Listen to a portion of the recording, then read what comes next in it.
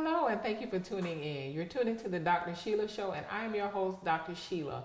I am so glad that you're here today. We're going to talk about an amazing subject. The subject today is the Superwoman effect, and I have the perfect guest to talk about it here with me today, Miss Patricia Goins. Welcome to the show. Thank you for having me. I'm glad that you're here. I want you to first tell us who you are. Kind of introduce yourself, tell us who you are and what it is that you do. Okay. My name is Patricia Goins. Patricia Marie Goins is my stage name. I'm a performer, an artist, an author, a movie maker, producer, radio show host. I just do a whole bunch of stuff. Mother. Yeah. Superwoman.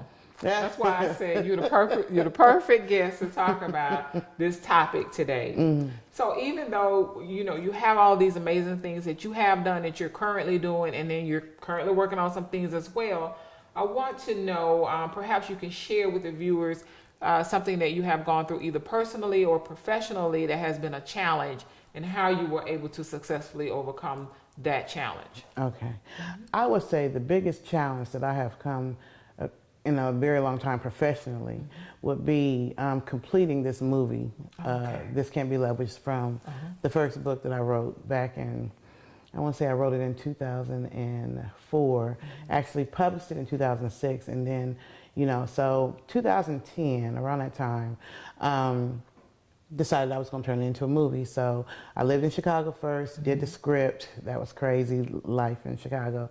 Moved back to Atlanta and got the cast, and it was awesome because I worked with the Clayton County Library in Clayton County, and had an audition. Like 100 people showed up, so that was awesome, and I was able to select. A lot of them had never acted before. Right. So because I deal with a lot of independent people and people who don't have any expertise in the field, it was really cool because I was able to work with them for like a whole year on whatever their they were casted their character. We were able to work through it or whatever, and it was awesome. But then I hit hard times. Okay.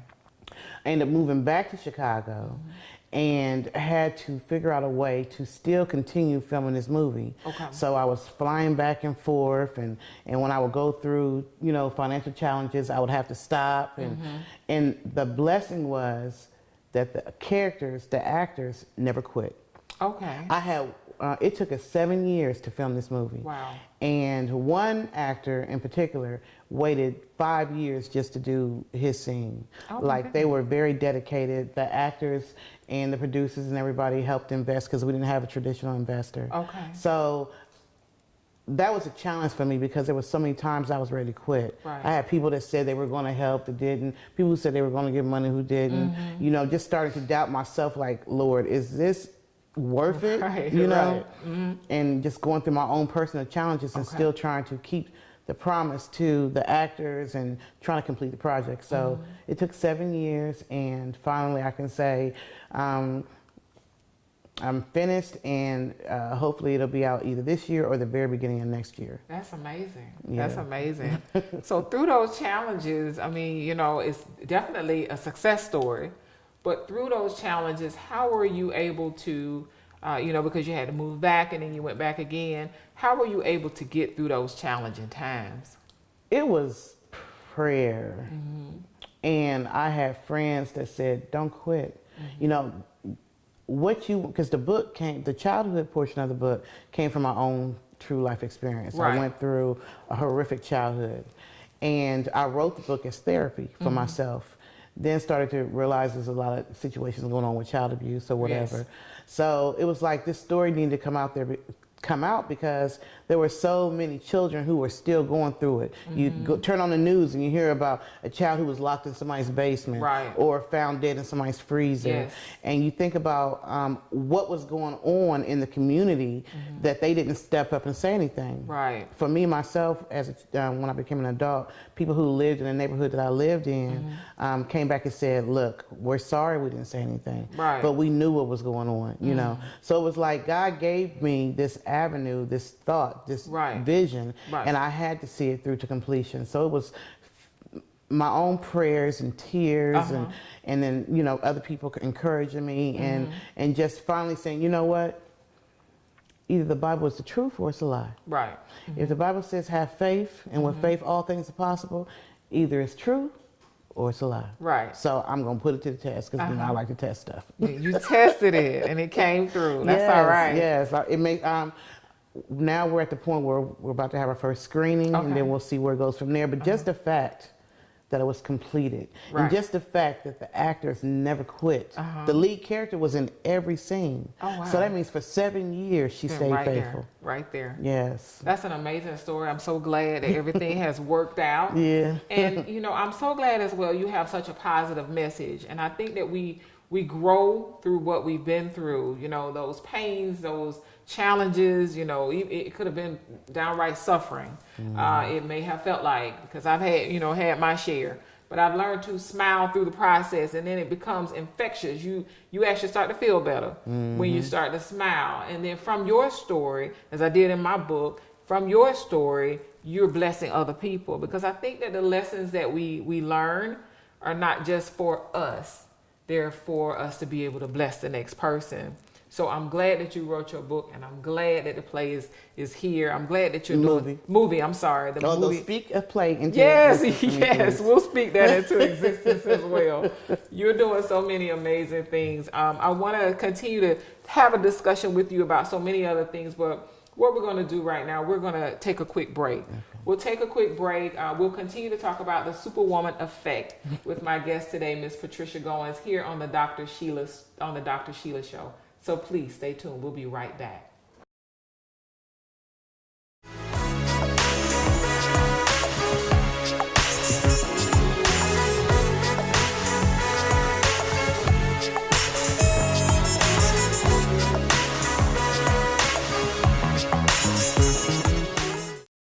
I'm very excited because this year, or the beginning of next year, This Can't Be Love will be coming out, and it took us 7 years to film it. Had a dedicated crew and cast, and I think it's a very compelling story, one that will touch people's hearts all over the world. So I'm excited about that.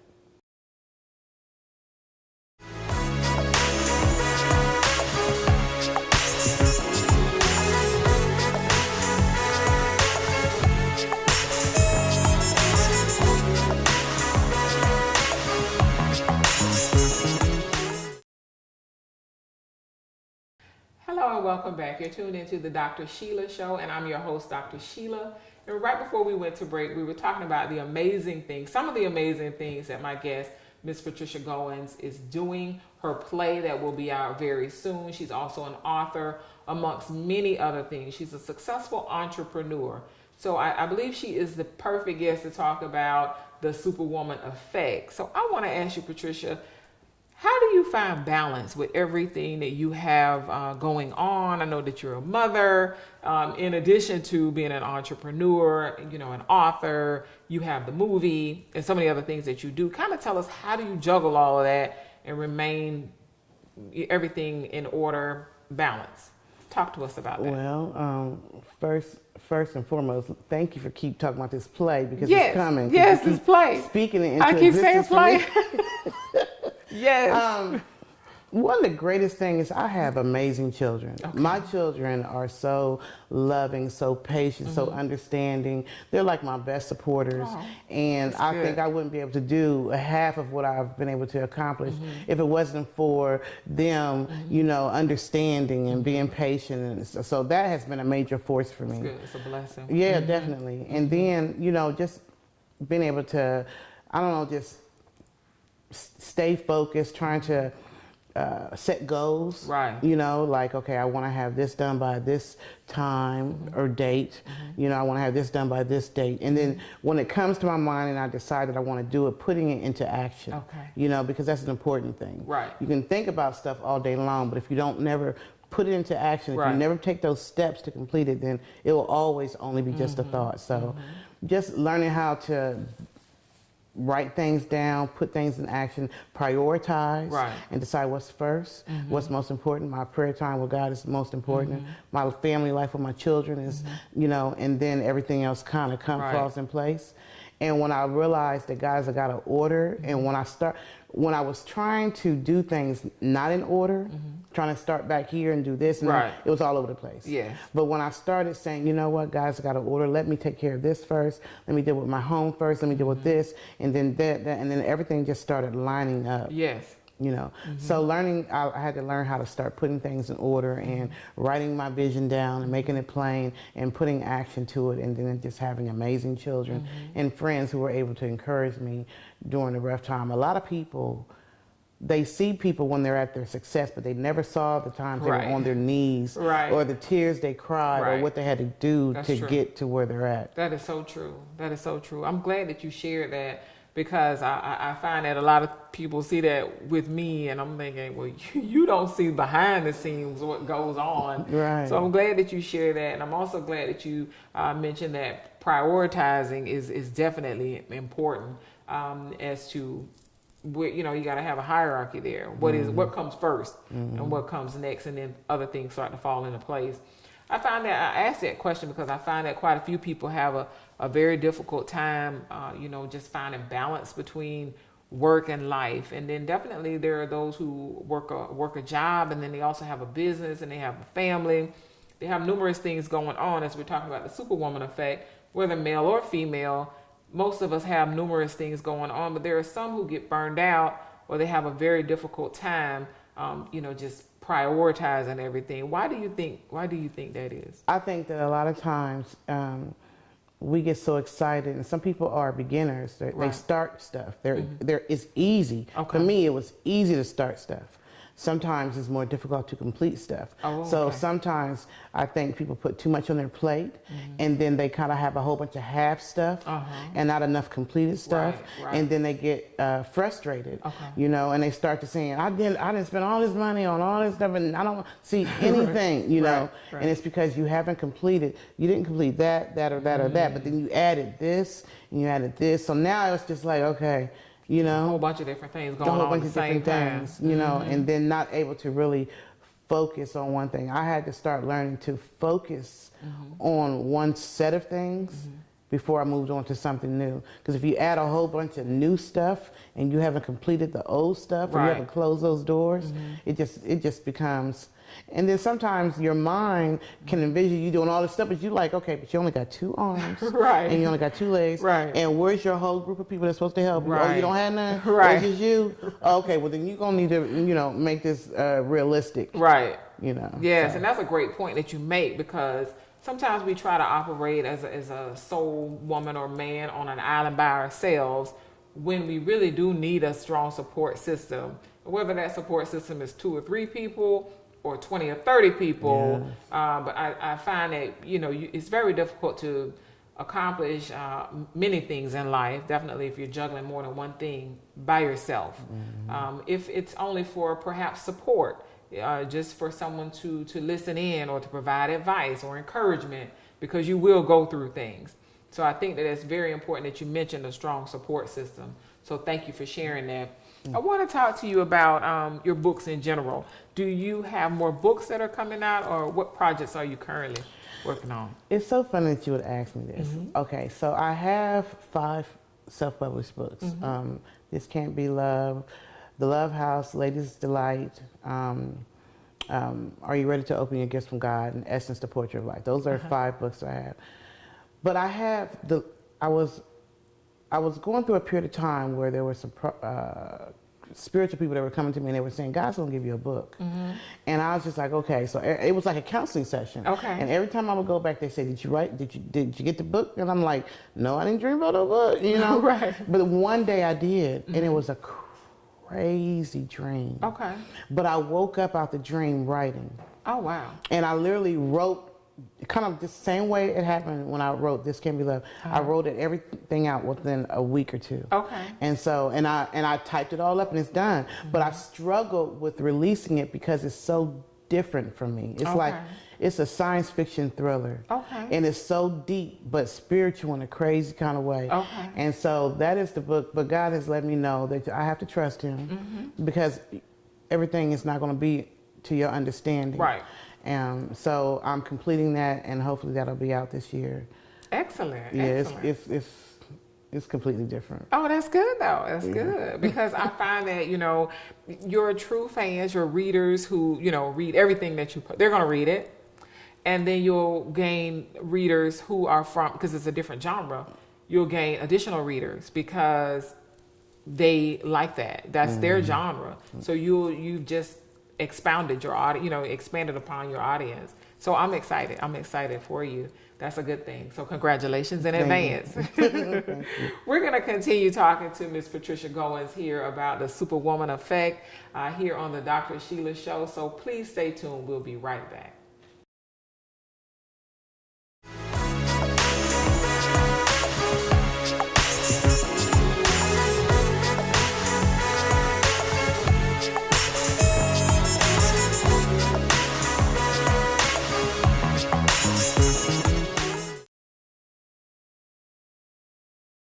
I'm very excited because this year or the beginning of next year, This Can't Be Love will be coming out, and it took us 7 years to film it. Had a dedicated crew and cast, and I think it's a very compelling story, one that will touch people's hearts all over the world. So I'm excited about that.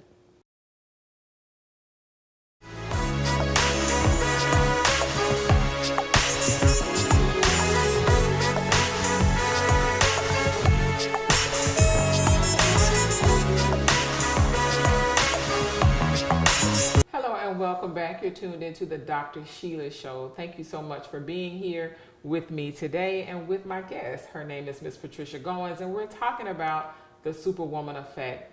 And Patricia, I know that you are a superwoman, and you have written this lovely song that is one of my favorite. I want to know, tell us about the song and what inspired you to write the song and what it's all about. Well, it was that period of time when I was in Chicago. I still had the movie to complete or whatever, and I wanted to write some music for this for the movie. Okay.